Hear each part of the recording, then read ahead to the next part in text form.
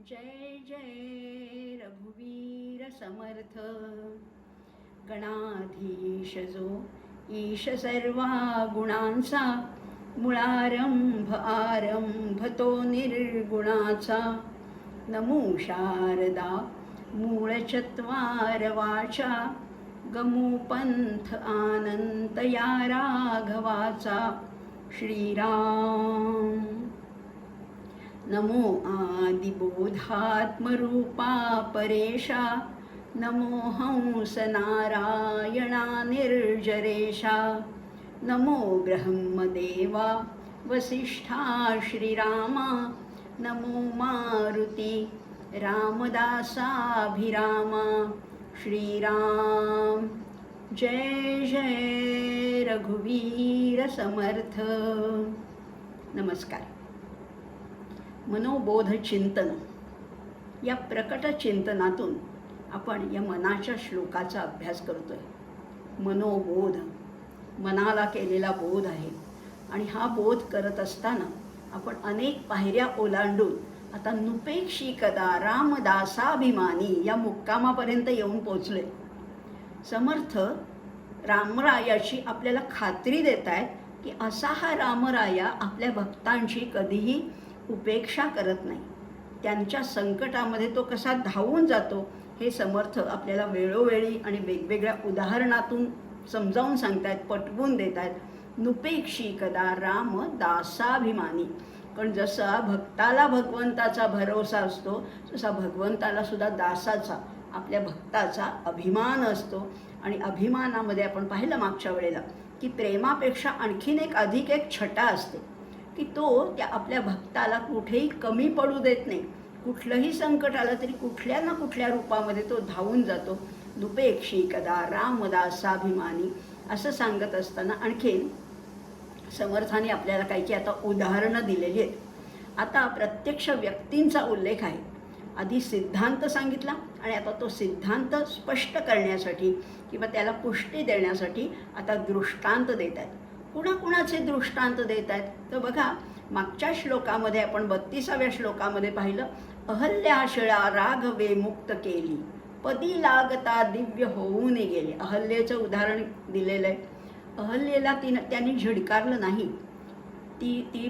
तिला व्यभिचारिणी म्हणून तिला संबोधलेलं नाही आहे, तर तिच्या पापातून तिला मुक्ती मिळवून दिली. आणि नुसतीच मुक्ती नाही तर ती दिव्य देह झाला. तिचा देह पूर्वीपेक्षाही अत्यंत तेजस्वी झाला. कारण त्या संकटातून, त्या शापवाणीतून ती तावून सुलाखून निघालेली होती. अशा अहल्येचा सुद्धा त्यांनी कधी उपेक्षा केली नाही, तिरस्कार केला नाही. असं उदाहरण आपण 32व्या श्लोकात बघितलंय. ह्याच पालुपदाचेच, ह्याच ध्रुवपदाचे आणखीन 5 श्लोक आपण आजच्या भागात बघणार आहोत. नुपेक्षी कदा रामदासाभिमानी ते श्लोक काय आहेत ते आपण आज एकदमच म्हणणार आहोत. ते 5ही श्लोक एकदम म्हणणार आहोत आणि 5ही श्लोकाचा एकत्रितपणाने विचार करणार आहोत. अर्थात वेगवेगळी उदाहरणं आहेत, त्यामुळे आपण तसा जसे जसे संदर्भ येतील तसा त्याचा अभ्यास निश्चितच करणार आहोत. समर्थ म्हणतात, वसे मेरु मांदार हे सृष्टी लीळा, शशी सूर्य तारांगणे मेघमाळा. चिरंजीव केले जनीदास दोन्ही, नुपेक्षी कदा रामदासाभिमानी. श्रीराम. उपेक्षा कदा रामरूपी असेना, जीवा मानवा निश्चयो तो वसेना. श्री भारवाहेन बोले पुराणी, नुपेक्षी कदा रामदासाभिमानी. श्रीराम. असे हो जया अंतरी भाव जैसा, वसे हो तया अंतरी देव तैसा. अनन्यास रक्षित से चाप पाणी, नुपेक्षी कदा रामदासाभिमानी. श्रीराम. सदा सर्वदा देवसन्निध आहे, कृपाळूपणे अल्पधारिष्ट पाहे. सुखानंद आनंद कैवल्यदानी, नुपेक्षी कदा रामदासाभिमानी श्रीराम सदा चक्रवाकासी मार्तंड जैसा उडी घालितो संकटी स्वामी तैसा हरी भक्तीचा घाव गाजे निशाणी नुपेक्षी कदा रामदासाभिमानी श्रीराम जय जय रघुवीर समर्थ। या 5 श्लोकामध्ये एकच ध्रुवपद आहे, नुपेक्षी कदा रामदासाभिमानी। पुन्हा पुन्हा का बरं सांगितलंय? पण अध्यात्माची हीच तर विशेषता आहे, पुन्हा पुन्हा सांगावंच लागतं। एकदा सांगून सामान्य माणसाला ते समजतही नाही, लक्षातही राहत नाही। पुन्हा पुन्हा समर्थ दासबोधामध्ये म्हणतात, विवर्ताची विशेषाविशेष कळो लागे। हे पुन्हा पुन्हा सांगितल्याशिवाय समजतच नाही। भूयो भूयो नमाम्यहम, रामरक्षाही तेच सांगते, गीतेतही तेच संदर्भ अनेक वेळेला आले। तस्मात् युध्यस्व भारत, किती वेळा सांगितले, पण एवढ्या वेळा सांगून सुद्धा आम्हाला समजतच नाही। आणि म्हणून समर्थ वेगवेगळे दाखले देत आहेत, वेगवेगळे दृष्टांत देत आहेत। जसा 32व्या श्लोकामध्ये अहल्येचा दृष्टांत दिलाय, आता ह्या श्लोकामध्ये काय म्हणतायत बघा, बसे मेरू मांदार हे सृष्टी लीळा। आणि ह्याच्यामध्ये दाखला दिलाय, चिरंजीव केले जनी दास दोन्ही, 2 दासांना त्यांनी चिरंजीव केलेले। कोण 2 दास आहेत? मेरू मांदाराचं काय महत्त्व आहे आणि हे रामराया आपल्या भक्तांची कशी उपेक्षा करत नाहीत, हे आपण ह्या श्लोकातून आणि ह्याच्यासारख्या पुढच्याही काही श्लोकातून आपण बघणार आहोत। भगवंतांनी ही सृष्टी रचली आहे, ती आपल्या लीळेने रचलेली आहे। त्या लीलामय सृष्टीमध्ये मेरू मांदारासारखे पर्वत आहेत, चंद्र सूर्य तारांगण आहेत। हे सगळं ह्या परब्रह्माने म्हणजे परब्रह्म स्वरूप अशा रामरायानेच रचलंय। ही सगळी सृष्टीची लीळा आहे। या संपूर्ण या ब्रह्मांडामध्ये, या आकाशगंगामध्ये किती चंद्र आहेत, किती सूर्य आहेत, किती ग्रह नक्षत्र तारे किती आहेत, आणि ह्या सगळ्या सृष्टीमध्ये त्यांनी आपल्या 2 अतिशय प्रिय अशा दासांना चिरंजीव केलेले आहे। आणि मग शेवटी पुन्हा ह्या 3 गोष्टी सांगून त्याचं तात्पर्य सांगतात, त्याचं सार सांगतात, नुपेक्षी कदा रामदासाभिमानी। बघा, शास्त्रामध्ये 7 चिरंजीवांची कल्पना केलेली आहे। 7 चिरंजीव आहेत असं मानलं जातं। कोण कोण 7 चिरंजीव आहेत? अश्वत्थामा, बलिर्व्यासो, हनुमांश विभीषणा, कृपः परशुरामश्च सप्तैते चिरजीविनः, असे 7 चिरंजीव आहेत। आणि त्याच्यातले 2 हे रामायण काळात येऊन गेलेले आहेत आणि रामाचे परमभक्त आहेत। कोण? हनुमान तर आपल्याला माहितीच आहे, दास्य भक्तीचं अत्यंत आदर्श उदाहरण म्हणजे हनुमान आहे।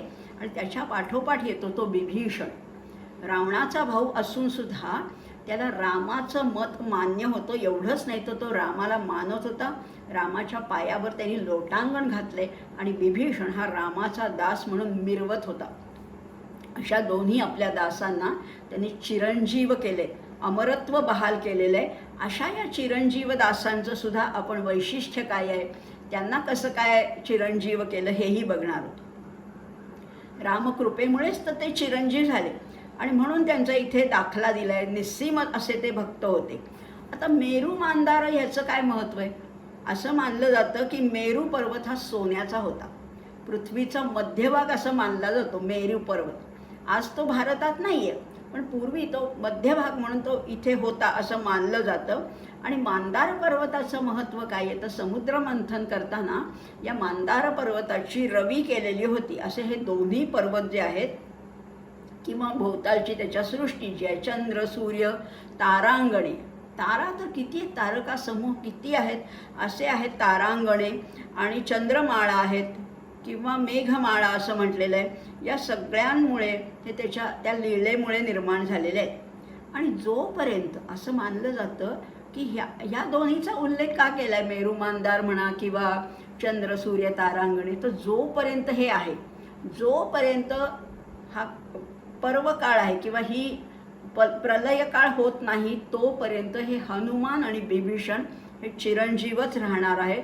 इतकं त्यांचं महत्त्व आहे, इतके ते निस्सीम असे रामभक्त आहेत. किंवा जोवर सूर्य चंद्र नक्षत्र तारे जलवर्षाव करणारे मेघ आहेत तोपर्यंत ह्यांचं नाव राहणारच आहे. पूर्वी अशी म्हणायची पद्धत होती किंवा राजे रजवाडे सुद्धा जेव्हा एखाद्याला काहीतरी वरदान द्यायचे तेव्हा म्हणायचे यावत चंद्र दिवा करो. यावत चंद्र दिवा करो याचा सुद्धा अर्थ तोच आहे. यावत म्हणजे जोपर्यंत चंद्र आहे सूर्य आहे तोपर्यंत तुला हे राज्य दिले असं म्हणायचे. पण खरं म्हटलं ना तर त्याला काहीच अर्थ नसतो. त्यांची राज्यसुद्धा कुठे टिकली? 100-200 वर्ष फार तर एखादी राजवट टिकते, त्याच्या पलीकडे नाही. पण त्याच्या पलीकडे हा विश्वाचा पसारा केवढा आहे तो कितीतरी. म्हणजे ब्रह्मदेवाचा एक दिवस जवळजवळ 4 अब्ज 32 कोटी वर्षांचा त्याचा एक दिवस आहे. आणि त्याचा दिवस म्हणजे या सृष्टीची निर्मिती आहे आणि त्याची रात्र म्हणजे प्रलय काळ आहे. इतकी वर्ष, इतकी अब्जावधी वर्ष या मारुतीचं, हनुमान आणि विभीषणाचं नाव टिकून राहणार आहे असंही म्हटलेलं आहे.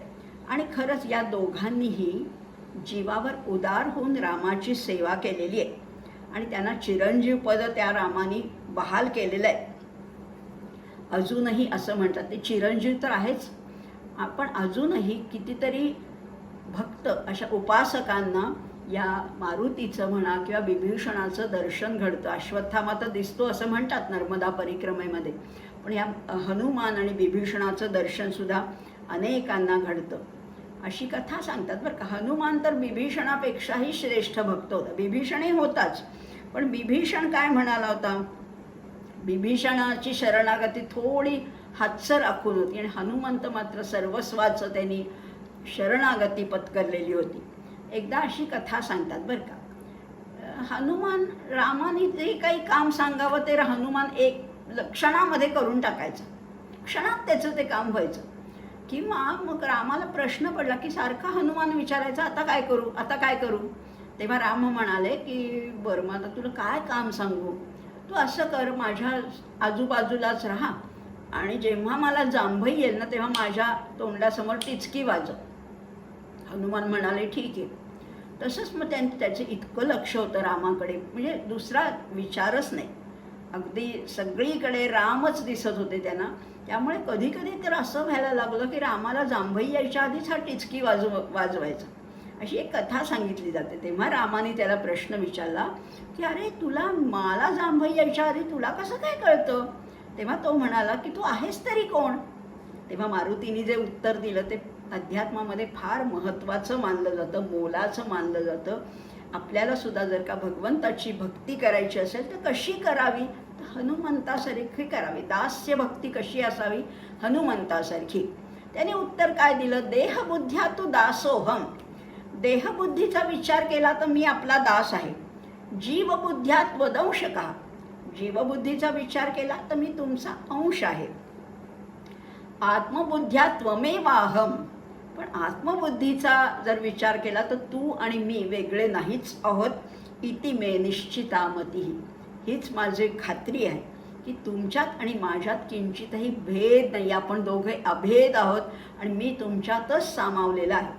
देहबुद्धीने दास असेल, जीवबुद्धीने तुमचा अंश असेल, पण आत्मबुद्धीचा विचार केला तर मी आणि तुम्ही अजिबात वेगळे नाही आहात. त्यामुळे आपण अभेद आहोत, अभिन्न आहोत असं त्यांनी उत्तर दिलं आणि ते प्रभू रामचंद्राला मान्यही होतं. त्यांनी त्याचा स्वीकार केला आणि या मारुतीला चिरंजीव केलेलं आहे अशी ही कथा सांगतात.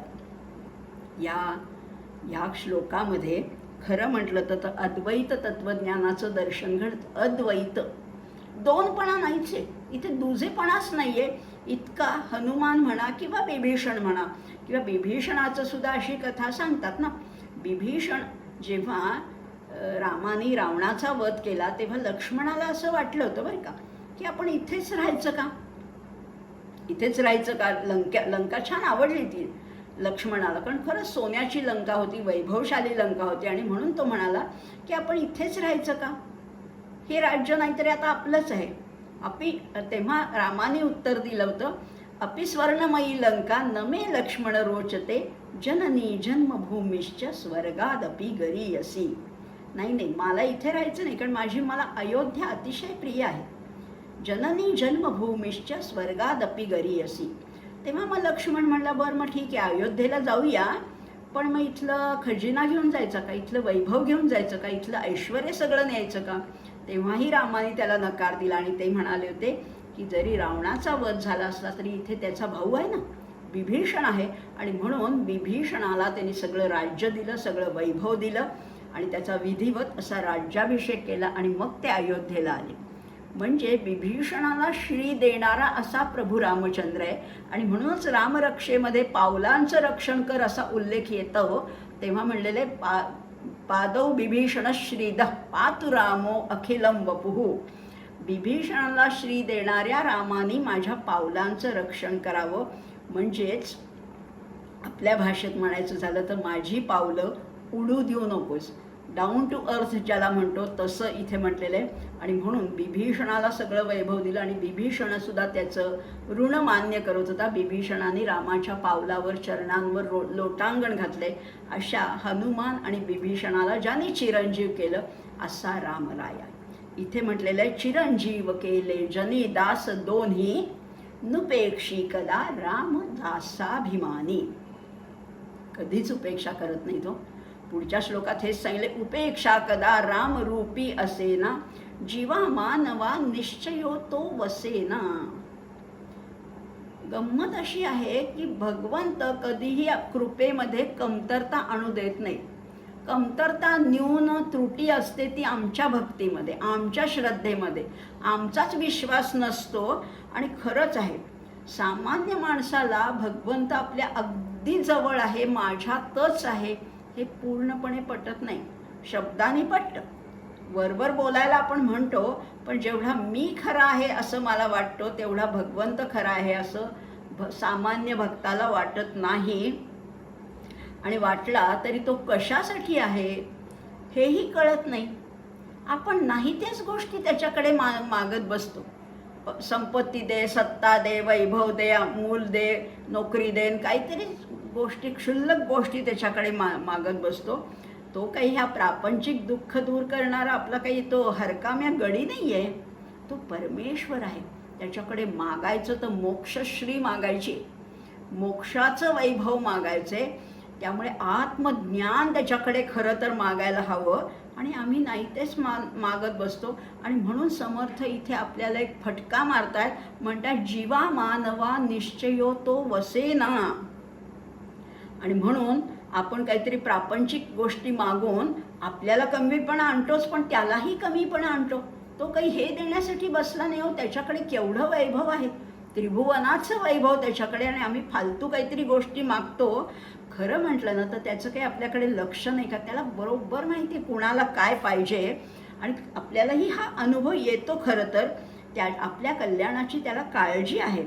भक्ताच्या प्रपंचामध्ये सगळ्याच गोष्टी काही व्यवहारदृष्ट्या योग्य रीतीने घडतील असं नाहीच आहे. पण प्रत्येक घटनेमध्ये भगवंताचा हात आपल्याला निश्चितपणाने दिसून येतो. जेव्हा तो संकट पाठवतो ना आपल्याला, तेव्हा संकटामध्ये सुद्धा त्याला आपल्या कल्याणाची काळजी असते. संकटामध्ये त्याला आपल्याला घडवायचं असतं, पण आपल्याला हे कळतच नाही. आणि आपण काहीतरीच म्हणत बसतो की मी देवाचं एवढं केलं पण देव काही मला पावला नाही, मला किती त्रास आहे, मला किती अडचणी आहेत, मला किती संकट आहेत, असं काहीतरी म्हणत असतो. पण भगवंत बरोबर काळजी घेत असतो. त्याचं सगळ्यांकडे लक्ष आहे. गीतेमध्ये नाही का त्यांनी सांगून ठेवलं, योगक्षेम वहाम्यहम. वचन तर प्रसिद्ध आहे, पण तरीही माणसाला काही भरोसा वाटत नाही. माणसाला सगळं आधी हवं असतं. पण खरं सांगू का, नसीब से ज़्यादा और समय से पहले किसी को कुछ भी नहीं मिलता. आधी दे, आधी दे, आपल्याला लगेच उद्या मिळणार ते आजच पाहिजे असं वाटतं. असं देतच नाही हो भगवंत. आणि खरं सांगू का, मधनं संकट हवीतच, मधनं दुःख हवीतच. दुःखानंतर जे सुख मिळतं ना, त्याची चव फार मोठी, खुमारी त्याची वेगळीच असते. बघा ना, उन्हातून आपण अगदी दमून भागून कडक उन्हातनं जेव्हा कोणाकडे तरी जातो आणि आपल्याला थंडगार छान माठातलं वाळा घातलेलं पाणी जेव्हा दिलं जातं, तेव्हा त्या पाण्याला अगदी अमृताची चव नाही का येत. उन्हातनं आल्यावर त्या पाण्याची चव कळते. घरातच बसून तुम्ही फ्रीजमधलं पाणी प्यायलं तर त्याला काहीच चव लागणार नाही. तसंच संकटानंतर जेव्हा सुख मिळतं ना, त्याची खुमारी काही और असते. म्हणून संकट हवीतच, संकट मधनं हवीतच. संकटानंतरचं सुख विलक्षण असतं. किंवा व्यवहारातलं उदाहरण बघू बरं का. एखादी अगदी चांगली प्रेमळ आई आहे आणि तिने लाडू करून ठेवलेत, डबाभर लाडू करून ठेवलेत. पण मुलगा जर का हट्टी असेल, मुलगा म्हणतो आई मला आत्ताच्या आत्ता सगळा डबा दे. देते का आई? आई सगळा डबा ठेवते का त्याच्यासमोर? आई म्हणते नाही, एकच लाडू मिळणार आहे. आणि मधनं त्या लाडूच्या आमिषाने ती मधनं त्याला कारल्याची भाजीसुद्धा खायला लावते, नावडती भाजीसुद्धा खायला लावते, औषधसुद्धा घ्यायला लावते. त्या लाडू मिळणारे ह्या अपेक्षेने तो घेतो. मग भगवंत तरी वेगळं काय करतात? मधनं आपल्याला संकट देतात, आपली कसोटी बघतात, आपली परीक्षा बघतात. कधी कधी जीव अगदी कंठाशी येतो. असं वाटतं आता कोण सोडवणार? येतात धावून, भगवंत धावून येतात आणि आपली संकटं दूर करतात. कुठल्या रूपात येतील ते नाही सांगतायत, असे चतुर्भुज रूपात येत नाही, पण कुठल्या ना कुठल्या रूपामध्ये भगवंत निश्चित धावून येतात. त्यांनी वचनच देऊन ठेवले हो, आपल्याला सांगूनच ठेवलंय. ते म्हणतात शिरी भार वाहेन बोले पुराणी. आणि खरंच आहे, ते आपला सगळा भार आपल्या मस्तकावर धारण करतात. नाहीतरी पण आपला मात्र विश्वास पाहिजे. काही लोक नाही का हो, वेगवेगळ्या वैद्यांकडे जाऊन वेगवेगळी औषधं घेतात. एकदा ॲलोपॅथी घेतात, एकदा आयुर्वेद घेतात, एकदा होमिओपॅथी घेतात. श्रद्धा नाही आहे ना, विश्वास नाही आहे, आणि मग त्यांना कुठल्याही डॉक्टरांचं औषध लागू पडत नाही. भगवंत सुद्धा हेच सांगतात, अहो श्रद्धा ठेवा, श्रद्धावान लभते ज्ञानम. किंवा गीता सांगते संशयात्मा विनश्यती. सारखा संशय असेल ना तर त्याचा काहीच उपयोग होत नाही. संशय घेऊ नका, श्रद्धा ठेवा. एकावरच श्रद्धा ठेवा आणि तो नक्की तुमच्या हाकेला धावून येईल. तुमच्या संकटामध्ये तुम्हाला निश्चितपणाने मदत करणार आहे. आणि खरंच आहे, माणसं कर्माचा अवडंबर खूप माजवतात बरं का. सत्यनारायण घालतात, रुद्र काय करतात, अभिषेक काय करतात, सप्तशती काय काय बऱ्याच गोष्टी करतात. उणी कुठे पडतात सांगू का? उणी पडतात ती श्रद्धेच्या बाबतीत. खर्चाच्या बाबतीत आम्हाला काहीच वाटत नाही, कितीही खर्च करू, मोठाला मांडव घालू वगैरे आम्ही सगळं करू, पण श्रद्धा पाहिजे ना. यज्ञाची सुद्धा 5 साधनं सांगितले, त्याच्यामध्ये श्रद्धा महत्त्वाची आहे. श्रद्धा असेल तरच मग त्याला तुम्हाला मोठं काही अवडंबर करायलाही नको. मोठाली फुलं, माळा, हार, नैवेद्य, गाव जेवण काही घालायला नको. श्रद्धा असेल तरच तो पावतो. आणि म्हणून म्हटले शिरी भार वाहेन बोले पुराणी नुपेक्षी कदा रामदासाभिमानी. भक्त एक तर श्रद्धेच्या स्थिरतेमध्ये कमी पडतात किंवा प्रयत्नाच्या सातत्यामध्ये कमी पडतात. प्रयत्न तुम्हीच करायचे बरं का. तो येऊन असेल माझा हरी तर देईल खाटल्यावरी असा तो येणार नाही आहे धावून. प्रयत्न तुम्हीच करायचे, पण प्रयत्नांना यश देणारा तो आहे. त्यामुळे प्रयत्नाचं सातत्य तुमच्याकडे पाहिजे. आणि श्रद्धेची स्थिरता जर का भक्ताकडे असेल तर भगवंत धावून आलाच म्हणून समजा. आणि भगवंत हे स्वतः सांगतायत शिरी भारवाहेन बोले पुराणी नुपेक्षी कदा रामदासाभिमानी. हा कधीही आपल्या भक्तांची उपेक्षा करत नाही. असे हे 5 श्लोक आपण बघणार आहोत. आता पुढचा श्लोक तर आध्यात्मिक दृष्ट्या अत्यंत उन्नत अवस्थेपर्यंत नेणार आहे. समर्थ म्हणतात असई हो जया अंतरी भाव जैसा वसे हो तया अंतरी देव तैसा. भाव तसा देव, वचन माहिती आहे आम्हाला, पण नक्की काय आहे भाव तसा देव म्हणजे काय? तर सगळे श्लोक खरं तर मार्गदर्शक आहेत, पण हा जास्त अध्यात्मदृष्ट्या महत्त्वाचा श्लोक आहे. ईश्वर काय करतो? सगळ्यांच्या हृदयामध्ये तोच राहतो. ईश्वर सर्वभूतानां हृदयेषु तिष्ठती. सगळ्यांच्या हृदयामध्ये तोच राहतो. प्रत्येकाच्या अंतःकरणात तो असलाच पाहिजे, आहेच आहे, पण त्याला प्रगट होण्याचा मार्ग मोकळा करून देणं हे भक्ताच्या हातात आहे. त्याला मार्ग द्या ना, त्याला रस्ता द्या ना. तो रस्ता तुम्ही अडवलाय, त्याच्यावर पुटं साठलेली आहेत अज्ञानाची, अश्रद्धेची, संशयाची, तर तो येईल कसा? तो प्रकट होईल कसा? तर त्याला तो मोकळा करून द्या. म्हणजे अत्यंत मनापासून निसंशयपणाने संकल्प करणं हे या संकल्पाच्या सत्यतेचं खरं तर लक्षण आहे. मनापासनं एखादी गोष्ट ठरवा, संकल्प मनापासनं करा. म्हणजे माणसं संकल्प पुष्कळ करतात, पण तो निस्संदेह नाही करत. आणि नेहमी संदेहच आड येतो, संशयच आड येतो. आणि मग ईश्वराच्या अस्तित्वाच्या पार्श्वभूमीवर जर का तुम्ही संकल्प केला तर ती खरी भक्तीची साधना आहे. असं म्हणतात की ईश्वराचा संकल्प आहेच. एकोहम बहुस्याम प्रजायेयम हा त्याचा संकल्प आहे. त्याच्या संकल्पातून ही सगळी सृष्टी उत्पन्न झाली. आपल्याला काय करायचं आहे, भक्ताला काय करायचं आहे, भगवंताच्या संकल्पामध्ये आपला बारीकसा संकल्प मर्ज करून टाकायचा आहे, त्याच्यामध्ये विलीन करून टाकायचा आहे. असा जर का त्याच्या संकल्पाशी आपला संकल्प मिळता जुळता असेल, त्याच्यामध्ये विलीन होणारा असेल, तर मग का नाही आपला संकल्प पूर्ण करणं. कारण भगवंताला त्याचा संकल्प पूर्ण करायचा आहे, आपला संकल्प फक्त त्याच्याशी मिसळून द्यायचा आहे.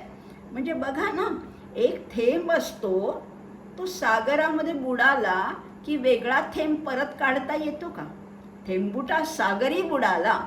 तसंच आपला संकल्प आणि भगवंताचा संकल्प एकरूप करून टाकायचं की आपल्या सगळ्या मागण्या पूर्ण होणारच आहेत. तो आश्वासन देतोय, तो अभिवचन देतोय. अशी अनन्यता पाहिजे. मात्र अनन्यता म्हणजे तू आणि मी वेगळा नाहीच रे, इतकी अनन्यतेच्या भूमिकेवरचं जीवन क्षणोक्षणी मग ते ईश्वराच्या प्रेरणेनेच चालतं. आणि मग खरीच अशी भावना होते, रामच करता राम करविता. सगळं करवणारा तो रामच आहे. आज त्यांनी मला छान काहीतरी खायला दिलं, पुरणपोळी आज मिळाली, उद्या नाही मिळाली, त्याची इच्छा आहे.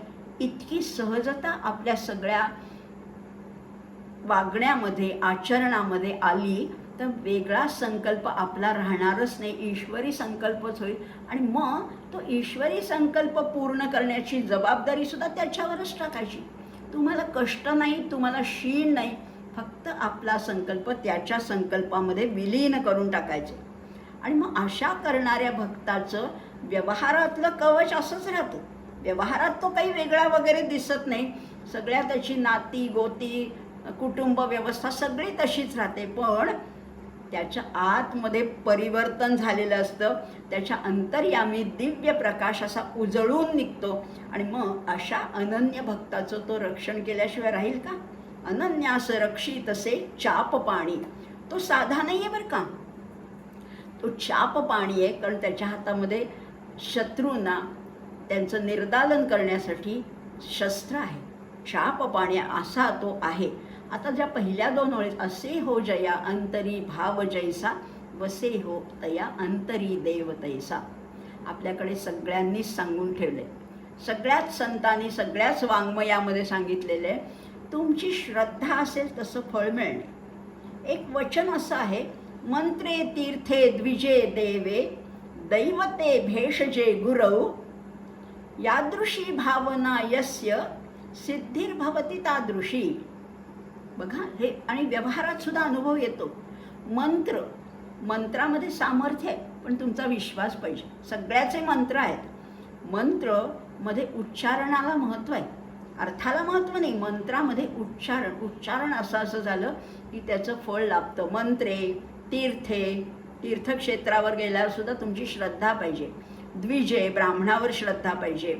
देवे, देवावर पाहिजे. दैवत, तुमची काय कुळदैवत असेल त्याच्यावर श्रद्धा पाहिजे. भेषजे म्हणजे वैद्य, डॉक्टरांवर सुद्धा श्रद्धा पाहिजे.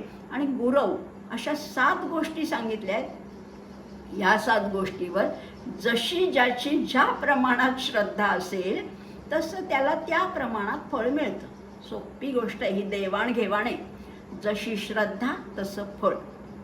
इतक्या बघा ना, व्यवहारात सुद्धा आपण बघतो, 10 ठिकाणी तुम्ही धावाधाव केलीत, त्यापेक्षा एका डॉक्टरवर श्रद्धा ठेवलीत तर त्याचं फळ निश्चित मिळणार आहे. म्हणजे मी तर नेहमीच म्हणते की आपल्याला बरं वाटतं ना, ते डॉक्टरांच्या औषधाने नाही, तर आपल्या श्रद्धेने बरं वाटतं. खरं म्हटलं तर डॉक्टरवर सुद्धा अशी श्रद्धा पाहिजे की यांनी मला विष दिलं तरी चालेल, मी ते आनंदाने प्राशन करेल. तर खरंच त्याचं तुम्हाला नक्की त्याचा प्रत्यय येतो, प्रत्यंतर येतं असं म्हटलेलं आहे. आणि खरंच या श्लोकामध्ये समर्थांनी या सगळ्या समाज मनाच्या मर्मावर बोट ठेवलेलं आहे. आता त्यांनी तर अगदी गाभ्याला हात घातलाय. ते म्हणतात की जे सत्य आहे ते मोकळेपणाने स्पष्ट करतायत ते इथे या श्लोकात. आत्तापर्यंत त्यांनी परमार्थाविषयी आकर्षण निर्माण होईल असं भाषण केलं होतं. आता मात्र या श्लोकामध्ये ते सिद्धांत मांडतात. आणि सिद्धांत कधी कधी कटू असतो बरं का. सत्य हे नेहमीच कटू असतो. त्यामुळे ह्याच्यातला सिद्धांत आहे तो यथार्थ आहे, पण न पटणार आहे, सामान्यांना पटत नाही. कारण समर्थ म्हणतात की तुमचं निश्चित चांगलं होईल केव्हा तुम्ही चांगले व्हाल तेव्हा. आम्हाला नाही पटत. आम्ही म्हणतो अहो आम्ही चांगलेच होत. आहात का खरेच चांगले? खरंच चांगले आहेत का एकदा तपासून बघा. किंवा इंग्लिशमध्ये असं एक वचन आहे, be good, do good and then get good. आधी तुम्ही चांगले व्हा, चांगलं काहीतरी करा, आपोआप चांगलं तुमच्याकडे चालत येईल, धावत येईल असं आहे. पण आम्हालाही पटत नाही, आवडत नाही, समजत नाही. आणि माणसं उगीच नाही त्या गोष्टीत रमतात. कर्मकांड करतात, पूजापाठ करतात, जपजाप्य करतात, यज्ञ याग होम भीम ब्राह्मण दक्षिणा जेवण सगळं करतात. श्रद्धेच्या बाबतीत फक्त कमी पडतात. आणि हे सगळं करतात ना ते सगळं स्वतःसाठी करतात, भगवंतासाठी काहीच करत नाही. शोच होतो त्या सगळ्या गोष्टीचा, देखावा होतो की अरे हे किती धार्मिक आहेत अशी कीर्ती होईल. पण खरं तुम्ही भगवंतासाठी काही केलं का? अहो ईश्वर कसा आहे सांगू का? तो दयाळू आहे, पण त्याच्याही पेक्षा तो न्यायी आहे. त्याचं न्यायदान अगदी चोख असतं, हे विसरून चालणार नाही. तो सर्व शक्तिमान आहे, तो सर्वज्ञ आहे, तो ऑमनिपोटंट आहे, ऑमनिप्रेझंट आहे. त्यामुळे सगळीकडे तो आहेच आहे. आपण उपासना केली नाही त्याच्यात भगवंताचं काही नुकसान नाही आहे. तो काही म्हणत नाही की यांनी उपासना केली म्हणून मला काही कमी पडलं. नुकसान आपलंच आहे. त्यामुळे आणि गीतासुद्धा सांगते ना, ये यथा माम प्रपद्यन्ते तांस तथैव भजाम्यहम्. जे जशी माझी उपासना करतात तसाच मी त्यांना भेटतो. म्हणजे बघा हां, इलेक्ट्रिसिटी असते, इलेक्ट्रिसिटी कार्यक्षम असते, पण आमच्या घरातला पंखा बिघडला, आमच्या घरातला मिक्सर बिघडला, तर आम्ही इलेक्ट्रिसिटीला दोष देऊन चालेल का? की इलेक्ट्रिसिटीच्याच काहीतरी पुरवठ्यामध्ये व्यत्यय, तुमची उपकरणं बिघडली आहेत, इलेक्ट्रिसिटी चालूच आहे, बाकींच्या घरांच्यामध्ये इलेक्ट्रिसिटी आहे, तुमचा पंखा, तुमचा AC, तुमचा मिक्सर, तुमचा गोष्टी त्या बघा ना. उपकरणं आपली बिघडली आहेत त्याच्यात दुरुस्ती करा, तिथे त्या विजेला दोष देऊ नका. तसंच आपलं सुद्धा आहे. आपण जितकी आणि जशी श्रद्धा असेल त्या प्रमाणात तितका देव आपल्याजवळ असणारच आहे. आणि बाह्य उपचारापेक्षा सगळ्यात महत्त्वाचा आहे तो म्हणजे भाव. तीर्थक्षेत्राला जाताना सुद्धा भक्तिभावाने जावं. आपण काय करतो, नाही त्या बाह्य देखावे बघायला, साईट सीइंग करायला असं जातो. सहल म्हणून तिथे जाऊ नका. तीर्थावर सुद्धा श्रद्धा असेल तर त्याचं फळ तुम्हाला निश्चित मिळणार आहे. आणि नेहमी सायकलवरनं जाणारा जसा तोल सांभाळतो ना, तसा प्रपंचामध्ये सुद्धा परमार्थ सांभाळला पाहिजे. प्रपंच आणि परमार्थ ही दोन चाकं आहेत, ही दोन्ही चाकं सांभाळली पाहिजे. प्रपंच टाका असं कधीही कुठल्याही संतांनी म्हटलं नाही आहे.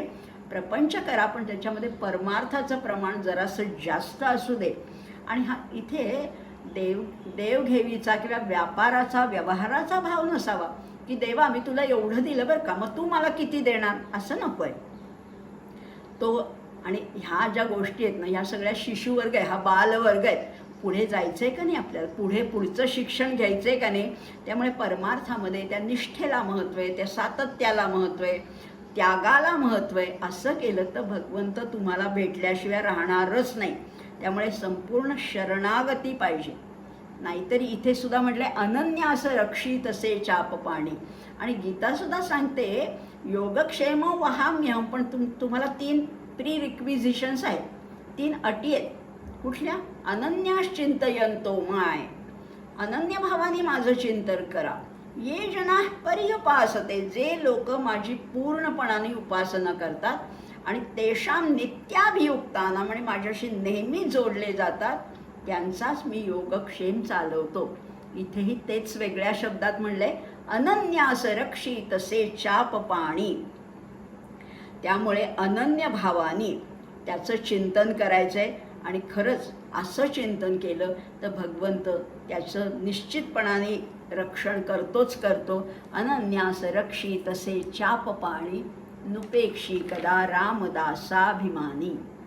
फार एकापेक्षा एक वरचढ असे श्लोक आहेत बरं. काही साधे नाही आहेत हे. 10च्या 10 श्लोक आपल्याला एकेका पायरीने वर नेत आहेत. मगाशी मी म्हणलं की अध्यात्म क्षेत्रातला हा महत्त्वाचा श्लोक होता आपला, असे हो जया अंतरी भाव जैसा. आता याच्याही पलीकडची पायरी नेत आहेत समर्थ. पुढचा श्लोक 36वा श्लोक काय आहे? सदा सर्वदा देव सन्निध आहे, कृपाळूपणे अल्पधारिष्ट पाहे. देव आपल्या सन्निधच आहे हो, लांब कुठे नाही आहे. इकडे काशीला जा, रामेश्वरला जा, तीर्थक्षेत्र हरिद्वार ऋषिकेश कुठेही जाऊ नका. जा म्हणजे, पण तो पहिली पायरी आहे. कुठे खरा देव कुठे शोधायचा आहे तो इथे अंतरात आहे. कोटी कोटी रूपे तुझी, कोटी सूर्य चंद्र तारे, कुठे कुठे शोधू तुला तुझे अनंत देव्हारे. त्याचे इतके देव्हारे आहेत. आणि देव्हारे कुठले तर हे आहेत, या हृदयाच्या मंदिरामध्ये तो वसलेला आहे. आणि तो इतक्या जवळ आहे, सन्निध आहे, अतिशय जवळ आहे. आणि जवळ राहून तो आपली परीक्षा बघतोय. कृपाळूपणे अल्पधारिष्ट पाहे. तुमच्यामध्ये किती धारिष्ट आहे बघतोय. आणि तो देतो काय? त्या धारिष्टाची परीक्षा पास झाल्यानंतर काहीतरी फळ द्यायला पाहिजे ना. काय देतो? अहो केवढं मोठं फळ देतो. सुखानंद आनंद कैवल्यदानी, नुपेक्षी कदा रामदासाभिमानी. देव दयाळू आहे, तो अल्पधारिष्ट बघत असतो असं भगवंत म्हणतात. पण खरं सांगू का, भगवंत किंवा समर्थ इथे म्हणतात अल्पधारिष्ट. पण अहो त्या भगवंताचं जे अल्प आहे ते आम्हाला फारच जड जातं. त्याच्या दृष्टीने एवढंसं संकट आहे, पण आम्हाला आमचं आयुष्याची अगदी वाट लावून जाते. पण तो कसा आहे? कृपाळूपणे. आणि तो बघताय तुमच्याकडे, अल्पधारिष्ट पाहे. आणि परीक्षा बघायलाच पाहिजे ना. माणसाचं जीवन नाहीतरी बऱ्या वाईट प्रसंगांनी विणलेलंच आहे, विणलेलं आहे. उपनिषदामध्ये याचा स्पष्ट उल्लेख आहे. वियूनहा असं म्हटलेलं आहे. हे सगळं वस्त्र विणलेलं आहे. एक धागा सुखाचा, 100 धागे दुःखाचे. आणि एवढं करून सुद्धा असं म्हटलेलं आहे, जरतारी हे वस्त्र माणसा तुझ्या आयुष्याचे. असा हा वस्त्र विणणारा कोण आहे? पण खरंच आहे, कुणान दिसले त्रिखंडात या हात विण कराचे. तो विणणारा कोणी हे दिसत नाही. पण तो का दिसत नाही? कारण तो आमच्या अंतरामध्येच बसलेला आहे. पण भक्तावर जेव्हा कुठला तरी वाईट प्रसंग येतो तेव्हा त्याचं आत्मबळ टिकवण्याचं सामर्थ्य देणारा तरी कोण आहे? तो तोच आहे. आपण बघा ना, जेव्हा मागे वळून पाहतो ना तेव्हा आपल्याला वाटतं की अरे कसं काय मी एवढ्या संकटातनं तरुण आले, कुणी एवढं बळ दिलं आहे ना. तो बसलाय ना, आतच बसलाय. सदा सर्वदा देव सन्निध आहे. सर्वस्य चाहम हृदय सन्निविष्टो. आपल्या हृदयातच तो बसलेला आहे. कितीतरी कठीण प्रसंग येतात आयुष्यात, किती संकट, किती आपत्ती येतात. पण कधीतरी या सगळ्या अशुभ घटनांमध्ये कुणीतरी आपली अकल्पितपणाने सोय करतं. आपण म्हणतोच ना, अगदी तू देवासारखा भेटलास बरं का. ही मदत एखाद्या व्यक्ती असेल, वस्तू असेल, पदार्थ असेल, कुठल्या तरी माध्यमातून काहीतरी सोय होते. पण ह्या सगळ्याचं कारण कोणी, हे सोय करणारा कोणी, तो भगवंतच आहे. अशी निस्संशय धारणा आपली व्हायला पाहिजे.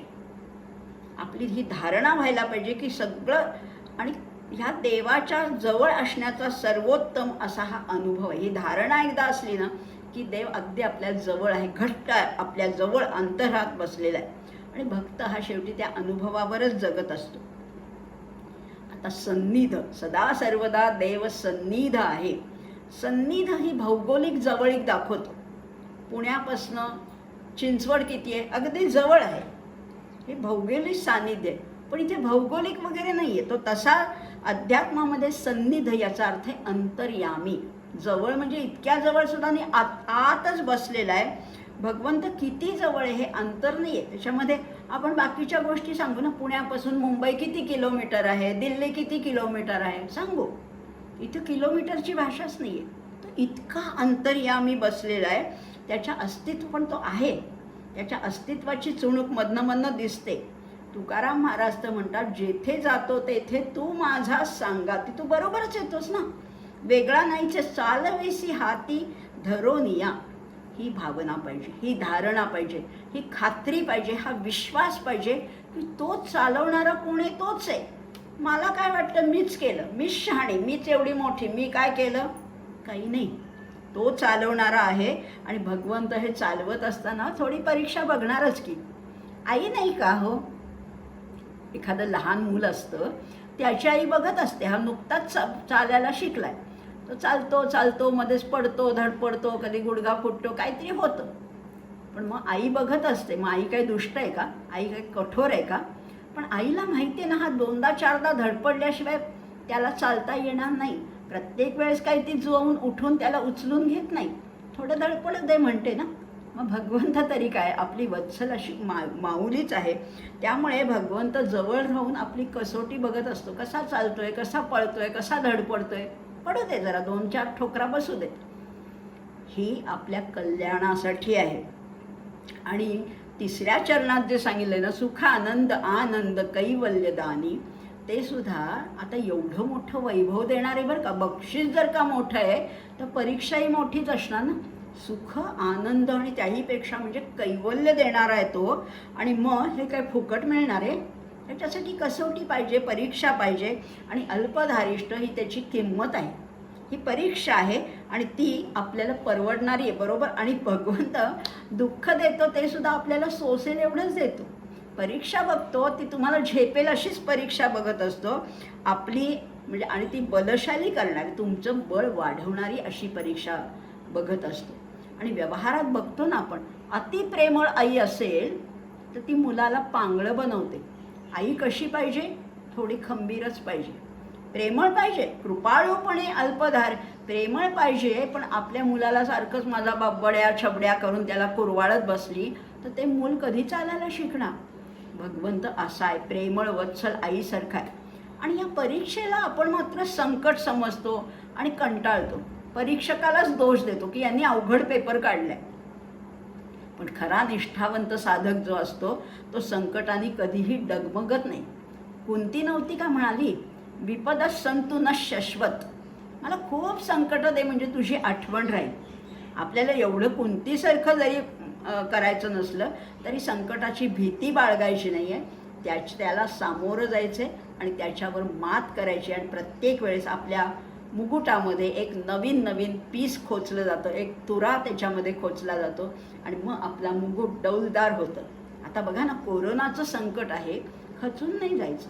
आहे संकट आहे, त्याला काय करणार, वाईट आहे, अनेकांचे प्राण घेतलेले आहेत, अत्यंत भीषण अशी छाया आहे सगळ्यांच्यावर. पण तरीसुद्धा त्याच्यातनं मार्ग काढायचंच, काहीतरी करायचंच. धैर्य आहे, धृती आहे, निष्ठा आहे, तितिक्षा आहे. या गुणाची परमार्थासाठी आवश्यकता आहे आणि हे गुण संकटामध्ये उजळून निघतात. या गोष्टीची कसोटी संकटाशिवाय कशी होणार. सगळंच तुमचं चांगलं असलं तर तुमची कसोटी कशी लागणार. आणि आपत्तीमध्ये जशी या भावनांना उत्कटता येते तशी सुखाच्या प्रसंगी येत नाही. प्रत्येक संकट हा नवा धडा आहे असं साधकांनी समजलं पाहिजे. आणि त्यामुळे बुद्धीची विवेकशक्ती आणि मनाची प्रसन्नता वाढत राहील. कुठल्याही संकटातून तावून सुलाखून आपण निघतो. सोनं नाही का, अग्नीत घातल्याशिवाय सोनं उजळतच नाही, तसंच संकट पाहिजेतच. उलट जो कोणी संकट आपल्याकडे पाठवेल त्याला धन्यवाद द्यायचे. आणि खरंच आहे, जर का आपल्याला समजा दूध घ्यायचं असलं तर भांडं स्वच्छ पाहिजे ना, किंवा तेल आणायचं आहे, तूप आणायचं आहे, तर तुमचं भांडं स्वच्छ पाहिजे. गळकं भांडं घेऊन गेलात तर चालेल का. मग अंतःकरणसुद्धा घट्ट असायला पाहिजे, भांडं पक्कं असायला पाहिजे. तसंच परमार्थ ही सुद्धा फार सूक्ष्म वस्तू आहे आणि नको त्या विकारांचं, नको त्या विषयांचं छिद्रसुद्धा या अंतःकरणाला चालणार नाही. परमार्थ त्याच्यात साचूच देत नाही ते. आणि म्हणून अशी छिद्र बुजवण्यासाठी त्या भांड्याला ठोकावं लागतं, झाडावं लागतं, तापवावं लागतं, कधी कधी डाग द्यावे लागतात. तशीच संकटही किंवा प्रतिकूल परिस्थिती म्हणजे हे ठोकणं तापवणं असं आहे आणि ते आवश्यकच आहे. तेव्हा साधकांनी परमेश्वरावर, भगवंतावर, रामरायावर दृढनिष्ठा ठेवावी आणि ही दृढनिष्ठा असेल तर तो सुख आनंद देणारच आहे. कैवल्यदानी असा तो भगवंत आहे. शेवटचा 5वा श्लोक बघूया. तो तर आणखीनच वरच आहे. बघा, मी प्रत्येक श्लोकाला हेच म्हणते की वर नेणार आहे. आता त्याच्यासाठी उदाहरण निसर्गातलंच दिले. सदा चक्रवाकासी मार्तंड जैसा, उडी घालितो संकटी स्वामी तैसा. चक्रवाक पक्ष्याचं असं म्हटलं जातं की ते विरहामुळे किंवा संकटात असताना ते नदीच्या दोन्ही किनाऱ्यावर चक्रवाक पक्षी, एकीकडे नर आहे एकीकडे मादी आहे, ते विरहाने आक्रंदन करतायत. पण जेव्हा सूर्य उगवतो तेव्हा त्यांची भेट होते. तसंच भक्त जेव्हा या संकटामध्ये धावा करत असतो तेव्हा भगवंत सूर्याप्रमाणे त्याला धावून जाणारच असं म्हटलेलं आहे. किंवा मुंडक उपनिषदामध्ये 2 पक्ष्यांचीच एक कथा सांगितलेली आहे. जीव आणि शिव हे 2 पक्षी, द्वासुपर्णा सयुजा सखाया असं त्याचं वर्णन केलेलं आहे. असे हे 2 पक्षी, एक खालच्या फांदीवर आहे, एक वरच्या फांदीवर आहे. आणि जसे एकाच जातीचे आहेत बरं का, आणि 2 दिसालाही सारखेच आहेत, तसं ते त्याच्यात सांगितलं की भक्ताला जशी भगवंताची ओढ असते तशी भगवंताला सुद्धा भक्ताची असते. खालचा पक्षी त्या वरच्या पक्षाकडे अगदी जिज्ञासेने बघतोय, उत्सुकतेने बघतो की हा कसा आहे, मला असं होता येईल का असं वाटतंय. 2 फांद्या वर जातो, परत खाली उतरतो, परत एखादं गोड फळ खातो, परत एखादं कडू फळ त्याला लागतं. आपलं सुद्धा तसंच आहे. कधी सुख मिळतं, कधी दुःख मिळतं, पण आपली नजर कुठे पाहिजे? वरच्या पक्षाकडे. म्हणजेच जीवाची नजर ही शिवाकडे असायला पाहिजे. सगळ्या संतांनी सुद्धा काय केलं हो? संत जनाबाई काय, वेणाबाई काय, सखूबाई काय, मीराबाई काय. जनाबाईंनी तर दळिता कांडिता तुझं गायीन अनंता म्हटलेलं आहे. मीराबाईंनी तर त्या कृष्णाच्या प्राप्तीसाठी विषाचा प्यालासुद्धा तोंडाला लावलेला आहे. संत सखूनी किती सासुरवास सोसलेला आहे. पण सगळ्यांच्या हाकेला धावून आला ना भगवंत. सखूबाईकडे आला, जनाबाईला तर दळू लागला, मीराबाईचं विष तिला कसं त्याने पचवलं. या सगळ्या कथा आपल्याकडे आल्या. किंवा माणसाचं जाऊ दे, गजेंद्र मोक्ष त्या हत्तीच्या धावा केला तेव्हा धावून गेला. दामाजी पंतांसाठी धावून गेला, द्रौपदीला वस्त्राचा पुरवठा केला. जातोच भगवंत, धावून येणारच. तुमची धावा तेवढा पाहिजे, तुमची श्रद्धा तेवढी पाहिजे. हे जर असेल तर तो निश्चित धावून येणार आहे. सदा चक्रवाकासी मार्तंड जैसा, उडी घाली तो संकटी स्वामी तैसा. तसाच धावून येणार आहे, तितक्याच तत्परतेने येणार आहे. आणि 3ऱ्या चरणामध्ये म्हटलंय हरिभक्तीचा घाव गाजे निशाणी. आता निशाण शब्दाचे 3 अर्थ अभिप्रेत आहेत बरं का. निशाण याचा एक अर्थ आहे नगाऱ्यासारखं वाद्य, ज्याचा मोठा ध्वनी होता असं वाद्य आहे. दुसरा निशाणाचा अर्थ आहे ध्वज किंवा पताका किंवा झेंडा किंवा, आणि 3रा अर्थ आहे लक्ष्य. निशाणा म्हणजे लक्ष्य, ध्येय, कुठे पोचायचे ते. असे 3 अर्थ आहेत. आता या 3ही अर्थाचा इथे कसा ॲप्लिकेबल आहे बघूया. भगवंताची भक्ती कशी करावी? उद्घोषाने करावी, निस्संकोचपणाने करावी, भीडभाड न बाळगता करावी. अगदी टाळ मृदंग नामाचा गजर करावा. त्यामुळे जनी भोजनी गद्य घोषे म्हणावे, मोठ्याने म्हणावं. भगवंताचं नाव तोंडातल्या तोंडात पुटपुटत नाही घ्यायचं बरं का, मोठ्याने घ्यायचं. आणि हे घेतलं तर ते त्याच्यापर्यंत पोचतं. किंवा समर्थही म्हणतात रामकथा घडघडाटे करावी. घडघडाट म्हणजे काय आहे? मोठ्याने करा, लाजत बिजत करू नका, तिथे संकोच नको. निंद्य गोष्टी करताना संकोच बाळगावा, पण चांगल्या गोष्टी करताना ताठ मानेने मोठ्या आवाजामध्ये करावा. हा एक त्याचा अर्थ आहे. हरिभक्तीचा घाव गाजे निशाणी हा एक अर्थ झाला. दुसरा आहे पताका, ध्वज, झेंडा. साधकांनी या हरिभक्तीचं निशाण आहे ना, ते मोठं उंच फडकट ठेवलं पाहिजे आणि खरंच चांगल्या गोष्टीचा प्रचार झाला पाहिजे. याचा अर्थ काय आहे? तुम्ही आपल्या घरातल्या घरात 4 दारं लावून जर का, असं नाही आहे. उलट त्याचं तेव्हा तुम्ही घडघडाटाने करा, नामघोषाने करा, त्याचं निशाण फडकत ठेवा, इतरांना त्याच्यापासून प्रेरणा मिळू दे. हा दुसरा अर्थ झाला. आणि तिसरा अर्थ आहे की लक्ष्यप्राप्तीसाठी बघा, आपण त्या जत्रेमध्ये तो बाण फेकतो, त्या लक्ष्यप्राप्तीसाठी कसा बाण फेकावा, तसंच पारमार्थिक उद्दिष्ट साधण्यासाठी एकाग्रतेने चित्त स्थिर ठेवून ते भगवंताची भक्ती करावी. म्हणजेच त्या लक्ष्यापर्यंत आपला धाव पोचायला पाहिजे, आपला बाण तिथपर्यंत जायला पाहिजे, असं याच्यामध्ये सांगितलं आहे. आणि हे सगळं जर का तुम्ही केलं, भाव पाहिजे, श्रद्धा पाहिजे, निश्चय पाहिजे, संकट आली तरी डगमगून जायचं नाही, त्याचा धावा करायचा आहे. धावा कशाला? त्याचंच सगळं आहे. त्याच्या संकल्पामध्ये माझा संकल्प जर का विलीन झाला तर वेगळं मला करायलाच नको, तोच त्याची काळजी करेल. त्या रामाचंच संकल्प आहे, तो त्याचं बघून घेईल. अशा आपण ह्या 10 श्लोकामधनं कितीतरी विषय हाताळले आणि त्याच्यामधनं आपण सार काय समर्थाने आपल्याला सांगितलं आहे. या सगळ्याचं सार काय आहे? तर ते आहे की नुपेक्षी कदा रामदासाभिमानी. सगळ्यांना प्रभू प्रसन्न झाला. मीराबाई, जनाबाई, सखूबाई या सगळ्यांना प्रसन्न झाला. दामाजी पंत असेल, गजेंद्र असेल, कुठलंही उदाहरण घ्या संतांचं, त्यांना धावून गेला. मग तुमच्यात काय कमी आहे? आपल्यासारख्या प्रापंचिकामध्ये कमी काय आहे? श्रद्धा कमी आहे, भाव कमी आहे. देखावा आम्ही खूप करतो, पण जेव्हा खऱ्या भावाने, तेव्हा बाकी काही ही साधनं लागणार नाहीत, ही उपकरणं लागणार नाहीत. हरिभक्त हा नेहमी सुखी असतो. अशा हरिभक्तापर्यंत आपली वाटचाल जायला पाहिजे. आपण त्या रामरायाला मनापासनं आळवलं तर तो 100% धावून येणारच, नक्की येणार आहे. आणि म्हणून इथे आपल्याला खात्री दिली आहे. भगवंताचं अभिवचन समर्थ आपल्या भाषेत सांगतायत, नुपेक्षी कदा रामदासाभिमानी. हे 10 श्लोक आपण पाहिले. इथेच थांबूया. वेगवेगळ्या समूहाचा, श्लोक समूहाचा आपण ह्याच्या पुढे अभ्यास करणार आहोत. आत्ता इथेच थांबूया. जय जय रघुवीर समर्थ.